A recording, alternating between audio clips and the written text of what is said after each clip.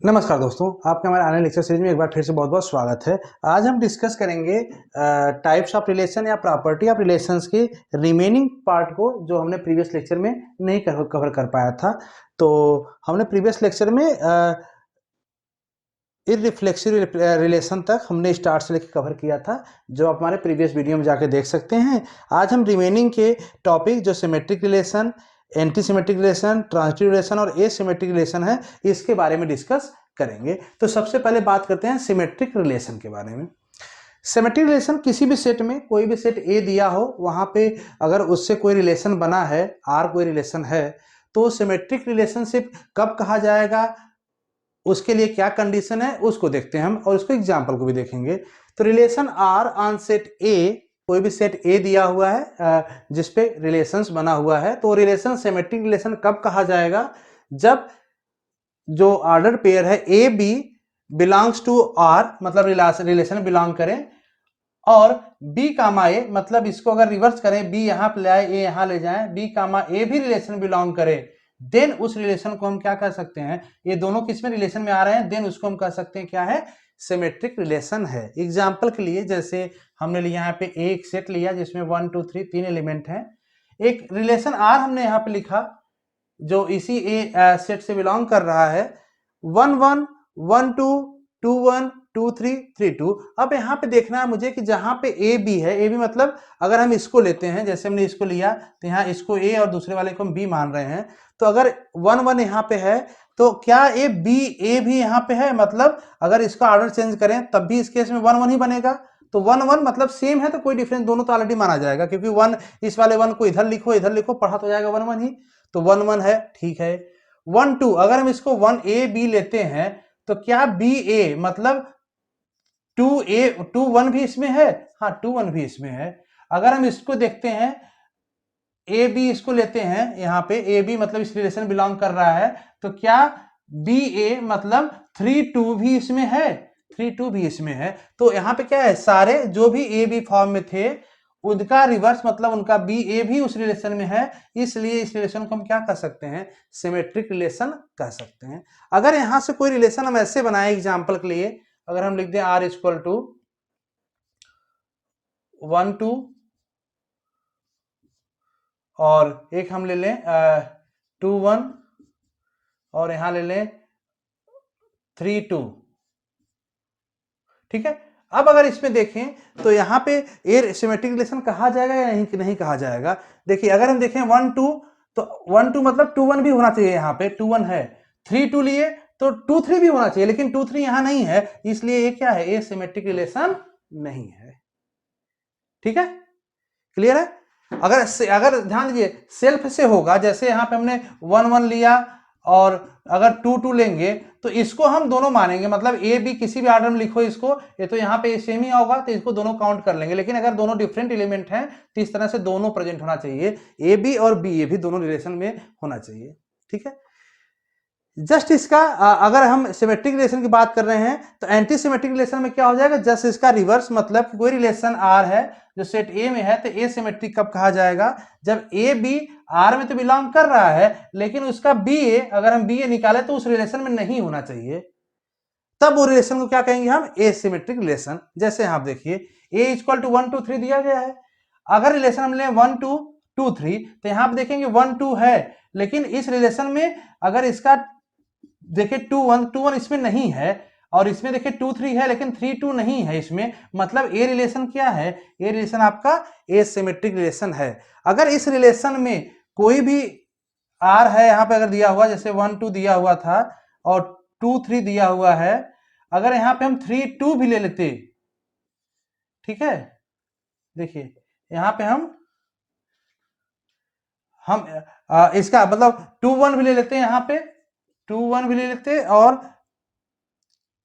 3 3 2 भी ले लेते, तो इससे क्या हो जाता, दोनों का इसमें बिलोंग कर लेता है, इसलिए क्या हो जाता है, ये आपका एसिमेट्रिक नहीं कहा जाता। तो सिमेट्रिक क्या होगा, और दूसरा चीज और ध्यान दीजिएगा, अगर हम ये ले ले, जैसे यहाँ पे चलिए एक और रिलेशन लेते हैं, अगर हम यहाँ पे ऐड कर लेते हैं इस तरह से 1 1 1 2 2 3, ठीक है। अब देखिए एसिमेट्रिक है या नहीं, एसिमेट्रिक है कि नहीं, इसको हम क्या कहेंगे, एसिमेट्रिक कहेंगे या नहीं कहेंगे। देखिए 1 2 तो है लेकिन इसका 2 1 नहीं है, मतलब ठीक है। 2 3 है लेकिन 3 2 नहीं है, इसका मतलब ठीक है। लेकिन 1 1 है, 1 1 है तो इसका, अब इसको अगर ए बी ऑर्डर में हम रखें तो या ऐसे लिखिए, अगर ए बी ऐसे लिख रहे हैं हम, ए इक्वल टू 1 है, बी इक्वल टू 1 दोनों है, तो 1 1 हम दोनों भी रीड कर सकते हैं, इसको बी भी ले सकते हैं, इसको ए भी ले सकते हैं। तो ए वाला नहीं होना चाहिए, सेल्फ से नहीं, अगर ऐसा है तो भी वो एसिमेट्रिक नहीं कहा जाएगा। क्लियर है, मतलब कि ये प्रॉपर्टी फॉलो करनी चाहिए। क्लियर है ना, तो ये हो जाएगा एसिमेट्रिक। तो अब देखते हैं anti symmetric relation. Anti symmetric relation क्या होता है, जो भी अगर कोई सेट पे अगर रिलेशन मुझे सेट दिया हुआ है, अगर उसमें कोई रिलेशन दिया हुआ तो रिलेशन एंटी सिमेट्रिक है या नहीं वो आइडेंटिफाई करना होगा। तो हम कैसे आइडेंटिफाई करेंगे, तो उसी को हम देखते हैं। Relation R on set A, किसी सेट पे अगर रिलेशन आर दिया हुआ है तो is anti symmetric relation if, कब होगा एंटी सिमेट्रिक रिलेशन, अगर कोई ए बी जो ऑर्डर पेयर है बिलोंग्स कर रहा आर में रिलेशन में, एंड बी ए भी बिलोंग कर रहा आर में। ध्यान दीजिएगा यहाँ पे ऑर्डर समझिएगा, यहाँ पे ए बी है, ए भी बिलोंग कर रहा रिलेशन में, और बी ए मतलब इसका रिवर्स, बी ए यहाँ पे इस ऑर्डर में आ जाए, ए भी बिलोंग कर रहा आर में, then A equal to B compulsory है, होना ही चाहिए। अगर एक ए इक्वल टू बी नहीं है, मतलब ए और बी की वैल्यू सेम नहीं है, तो उस केस में अगर ए भी बिलोंग कर रहा है, ए भी बिलोंग कर रहा है रिलेशन में, तो उस टाइम एंटी सिमेट्रिक नहीं कहा जाएगा। ठीक है, एग्जाम्पल समझते हैं और बेटर समझ में आएगा। देखिए जैसे यहाँ पे इसमें देखिए ए सेट लिया हमने, ए 1 2 3 इसमें एलिमेंट है, रिलेशन एग्जाम्पल के लिए हमने 1 1 2 2। अब देखिए 1 1 2 2 की अगर बात करें तो अगर हम इसको ए मान के चलें, इसको बी मान के चलें इसमें, तो ए बी किस में बिलोंग कर रहा है, इस रिलेशन में बिलोंग कर रहा है। ठीक है, अगर इसका ऑर्डर हम चेंज कर दें, मतलब बी हम पहले ले लें, ए बाद में ले लें इसमें, तो यहाँ भी 1 है, यहाँ भी 1 है, मतलब ऑर्डर चेंज करने के बाद भी तो 1 1 ही बनेगा। तो ए भी किस में बिलोंग कर रहा है, ए भी इसी रिलेशन में बिलोंग कर रहा है। ठीक है, मतलब ए बी रिलेशन आर में बिलोंग किया और बी ए रिलेशन आर में बिलोंग किया, then A equal to B होना चाहिए, मतलब ए की वैल्यू बी के बराबर होना चाहिए। तो दोनों क्या है, सेम ही है, ए 1 1, तो इक्वलिटी हो जाएगा। तो इस तरह से दूसरा क्या है 2 2, 2 2 में भी वही है, ए बी इसमें बिलोंग कर रहा था, अगर रिवर्स ऑर्डर इसका रिवर्स करेंगे, बी ए करेंगे तो भी 2 2 होगा, वो भी रिलेशन आर में बिलोंग करेगा। तो उस केस में भी देखेंगे ए इक्वल टू बी है कि नहीं, तो ए इक्वल टू बी यहाँ पे भी है। तो इस तरीके से क्या होगा, जो ए वाला रिलेशन है पहला, इसको हम कह सकते हैं एंटी सिमेट्रिक रिलेशन। एक एग्जाम्पल और देखिए, थोड़ा सा और क्लियर होगा। ए इक्वल टू हमने लिया 4 5 6, यहाँ पे एलिमेंट है, हमने जो यहाँ पे रिलेशन लिया 4 4 4 5 5 4 5 6 4 4 6। अब यहाँ पे एक को पहले चेक कीजिए कि इस कंडीशन, जो वाला कंडीशन दिया है, ये सेटिस्फाइड हो रहा है या नहीं हो रहा है। देखिए यहाँ 4 4 है, सेम एलिमेंट दोनों है, मतलब ए बी बी ए दोनों इसमें बिलोंग कर रहा है, इसलिए ए इक्वल टू बी, ये तो ठीक है, ये रहना चाहिए, कोई दिक्कत नहीं है। 4 5 है, क्या इसका रिवर्स, मतलब ए बी, अगर ए बी आर में बिलोंग कर रहा, मतलब इसको ए लें ए बी लें, तो किस में इस रिलेशन बिलोंग किया, क्या बी ए मतलब कि 5 4 भी बिलोंग कर रहा है, हाँ 5 4 बिलोंग कर रहा है। लेकिन एक चीज और देखेंगे यहाँ पे, जब ए बी और बी ए दोनों बिलोंग कर रहे हैं आर में, then A equal to B होना चाहिए। तो ए बी इक्वल टू मतलब 4 5 4 इक्वल टू 5 होना चाहिए, लेकिन क्या ऐसा होता है, नहीं, मतलब ये दोनों इक्वल नहीं है। इसलिए जब ये दोनों इक्वल नहीं है तो इस रिलेशन को हम कह सकते हैं क्या है, एंटी सिमेट्रिक रिलेशन नहीं है। ठीक है, बाकी इसका 5 6 यहाँ है, 5 6 दिया हुआ है, 6 5 नहीं दिया हुआ है, तो कोई मैटर नहीं। यहाँ पे अगर दोनों दिया हो तभी एक कंडीशन हो सकता है, अगर केवल यही दिया है तब तो इस कंडीशन कोई मैटर ही नहीं होता। ठीक है, 4 6 दिया है लेकिन 6 4 नहीं दिया है, मतलब कि वहां पे ए बी आर दिया लेकिन 6 4 तो है नहीं यहाँ पे, तो ये भी कंडीशन नहीं बिलोंग करता। केवल इसकी वजह से यहाँ पे ये एंटी सिमेट्रिक नहीं हो रहा है। अगर ध्यान दीजिए, हम इसको से अगर हटा देते हैं, यहाँ पे हम केवल यहाँ पे ऐसे लिखते हैं 4 5 होता है, यहाँ पे 4 5 5 6 और 4 6, तब भी ये एंटी सिमेट्रिक हो जाता। क्यों, क्योंकि देखिए 4 4 ठीक है, इस प्रॉपर्टी को होल्ड कर रहा है, 4 5 दिया हुआ है लेकिन 5 4 इस पे दिया ही नहीं है, तो मतलब इसका मतलब ही नहीं आता, इक्वलिटी मतलब नहीं आता। 5 4 अगर दिया होता तब तो यहाँ कंडीशन चेक करना पड़ जाता आपको। 5 6 यहाँ दिया हुआ है, 6 5 नहीं दिया है तो भी कोई बात नहीं, चेक करने की जरूरत नहीं है। 4 6 दिया है, 6 4 नहीं है इसमें, तो भी ये कंडीशन चेक करने की जरूरत नहीं है। ये आपका क्या हो जाएगा, एंटी सिमेट्रिक इस केस में हो जाएगा।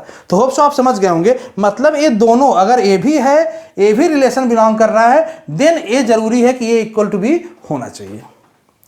ठीक है, तो ये हो जाएगा एंटीसिमेट्रिक। लास्ट हमारा जो ऑप्शन है ट्रांजिटिव रिलेशंस, उसको देखते हैं। ट्रांजिटिव रिलेशनशिप का मतलब सिंपली है कि अगर कोई ए बी, कोई सेट सपोज दिया हुआ है, कोई सेट ए दिया हुआ, उसमें से अगर इसको हम ऑर्डर पे लेते हैं ए बी, ए बिलोंग कर रहा है आर में, किसी रिलेशन आर में, और बी सी बिलोंग कर रहा है उसी रिलेशन में आर में, देन हम ये कह सकते हैं कि ए बी बिलोंग कर रहा है आर में, बी सी बिलोंग कर रहा है आर से, देन हम कह सकते हैं कि ए सी बिलोंग किस में करेगा, आर में। मतलब कि अगर ए रिलेशन में है, ए रिलेशन में है, तो ए भी रिलेशन में होना ही चाहिए। अगर रिलेशन में नहीं है देन वो ट्रांजिटिव रिलेशन नहीं कहा जाएगा।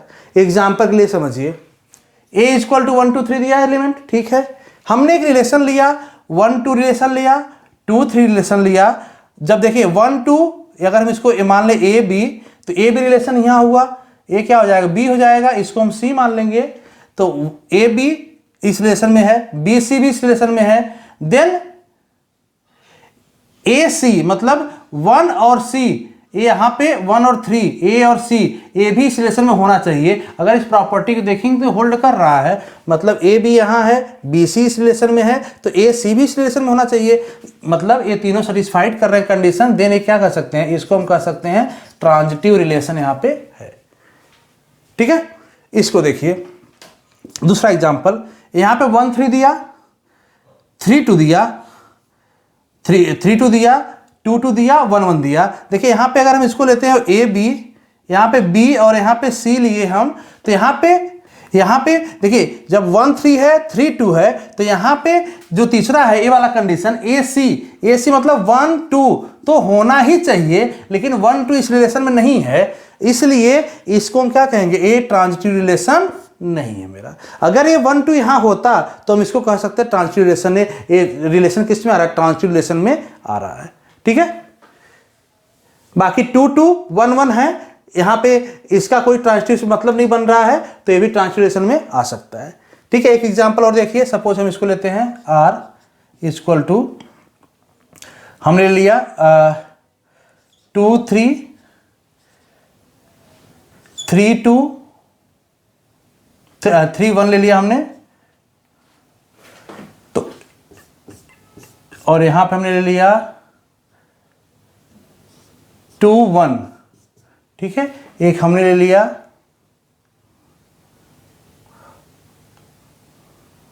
1 2 और 1 3।